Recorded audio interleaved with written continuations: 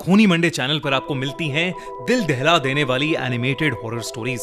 तो सब्सक्राइब करो और हर हफ्ते हॉरर को एंजॉय करो। बेल आइकन दबाना मत भूलना।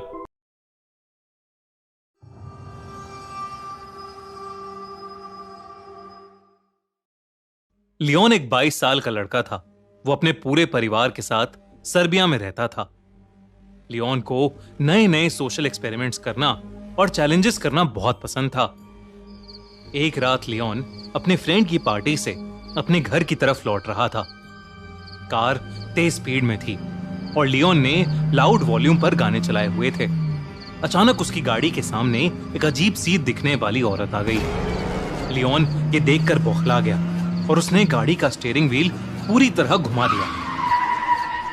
उसकी गाड़ी एक पेड़ में जाकर टकरा गई और लियोन को सर पर थोड़ी चोट आई। उस रोड के पास एक हॉस्पिटल था जहां का स्टाफ क्रैश की आवाज सुनते ही दौड़ता हुआ आया और लियोन को हॉस्पिटल के अंदर ले गया। लियोन को क्रैश के 15 मिनट बाद ही होश आ चुका था। डॉक्टर ने उसकी मरहम पट्टी कर दी और अब वो घर जा सकता था। लियोन ने अपने लिए एक टैक्सी और अपनी गाड़ी के लिए एक टो ट्रक बुक कराया। उसका वेट करते करते वो हॉस्पिटल में ही अपनी टैक्सी और उस टो ट्रक का वेट करने लगा। वो हॉस्पिटल के सेकंड फ्लोर की बालकनी में खड़ा था। वो बार बार उस औरत के बारे में सोचने लगा जो अचानक उसकी गाड़ी के सामने आ गई थी, मगर उसे लगा कि शायद वो उसके मन का कोई वहम होगा। उस बालकनी से लियोन को उसकी क्रैश्ड गाड़ी साफ नजर आ रही थी। उसने अपने मॉम डैड को अपने एक्सीडेंट के बारे में इन्फॉर्म करने के लिए फोन निकाला ही था कि उसका ध्यान अचानक गाड़ी से कुछ दूर लगी एक स्ट्रीट लाइट पर गया। उस स्ट्रीट लाइट के नीचे उसे वही औरत दिखी जो उसकी गाड़ी के सामने आ गई थी। वो उस स्ट्रीट लाइट के नीचे बेहद अजीब तरीके से डांस कर रही थी। लियोन उसे देखकर बहुत चौंक गया और अपने फोन से उसे रिकॉर्ड करने लगा कि तभी लियोन के फोन पर किसी का कॉल आ गया। लियोन ने जल्दी से फोन काट दिया, लेकिन उसने जैसे ही वापस उस स्ट्रीट लाइट की तरफ देखा तो वो औरत अब वहां से गायब हो चुकी थी। उसके फोन की रिकॉर्डिंग भी अपने आप बंद हो गई।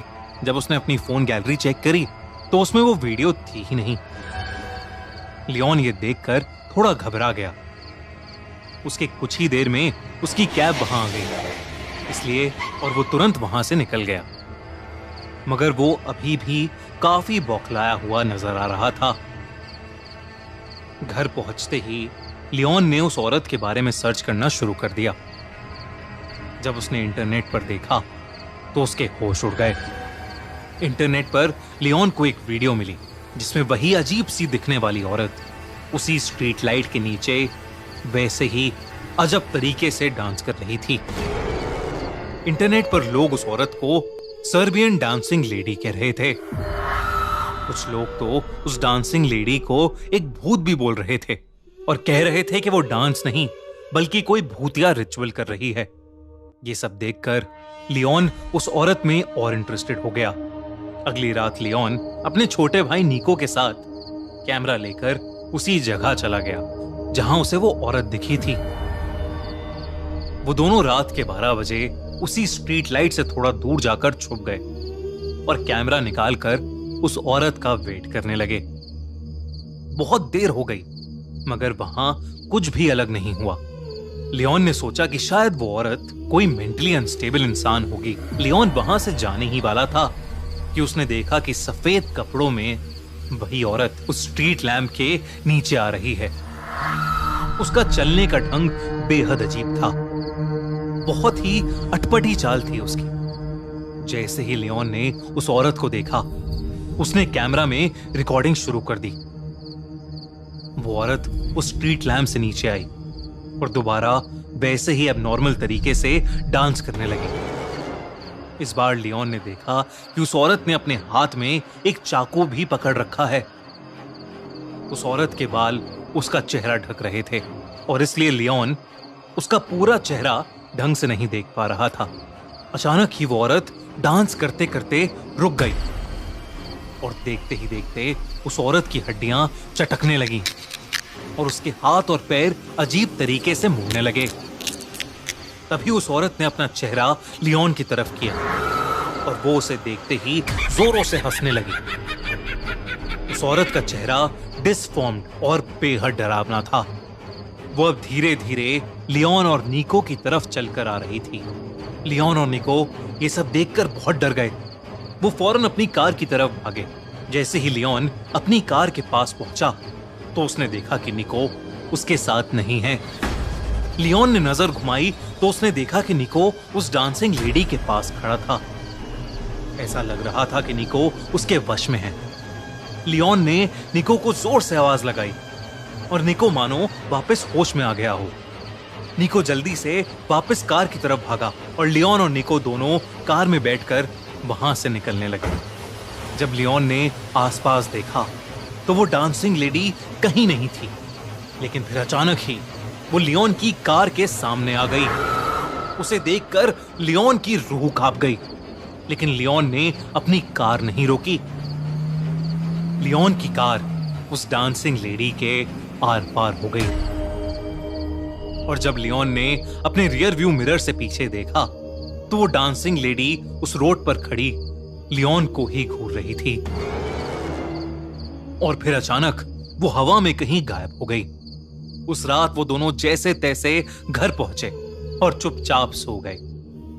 अगले दिन निको ने लियोन को बताया कि उस डांसिंग लेडी ने पिछली रात निको से कहा कि वो खुद डेथ है और वो जिसको भी देखेगी वो उससे उसकी सबसे करीबी चीज छीन लेगी। इस इंसिडेंट के कुछ ही दिनों में कुछ ऐसा हुआ जिसने लियोन और निको की जिंदगी हमेशा हमेशा के लिए बदल दी। एक रात लियोन और निको की मां एक्सीडेंट में मारी गई। उनका एक्सीडेंट भी उसी स्ट्रीट लैम्प के नीचे हुआ था जहां लियोन ने उस डांसिंग लेडी को देखा था। कभी कभी तो उस दिन के बाद से लियोन और निको को अक्सर उस डांसिंग लेडी के सपने आते हैं।